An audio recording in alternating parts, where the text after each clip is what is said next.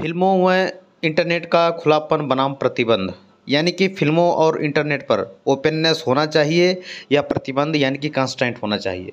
आमतौर पर print media और ख़ास तौर पर दृश्य श्रव्य मीडिया में एक नैतिक मुद्दा यह भी है कि दिखाए जाने वाले विषय में किसी भी प्रकार के प्रतिबंध की आवश्यकता है या नहीं। भारत में केंद्रीय फिल्म प्रमाणन बोर्ड फिल्मों पर सेंसरशिप और सर्टिफिकेट देने का कार्य करता है, लेकिन इस विषय पर दो तरह के तर्क हैं। एक है खुलेपन के पक्ष में तर्क, यानी कि argument in favour of openness. दूसरा है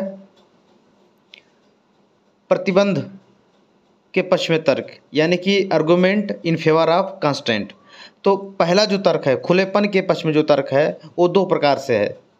पहला है अभिव्यक्ति की स्वतंत्रता, यानी कि फिल्म सहित सभी कलात्मक माध्यमों पर लागू होनी चाहिए। दूसरा है राज्य के द्वारा नैतिक पुलिसिंग नहीं की जानी चाहिए।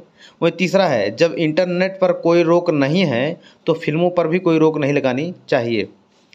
अब हम आते हैं दूसरे पर, प्रतिबंध के पक्ष में तर्क क्या है, यानी कि argument in favour of constraint.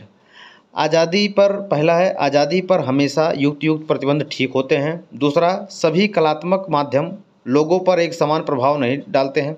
तीसरा, फिल्मों का प्रभाव अन्य कला माध्यमों से अधिक होता है।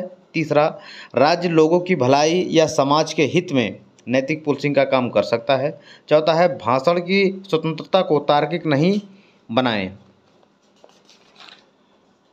जाने पर नफरत भाषण के खतरे पैदा होते हैं। वास्तव में खुलेपन और प्रतिबंध का मुद्दा तीन आधारों पर निर्णय का विषय बनता है। पहला है जनहित, दूसरा है संस्कृति और तीसरा है आयु और अवस्था।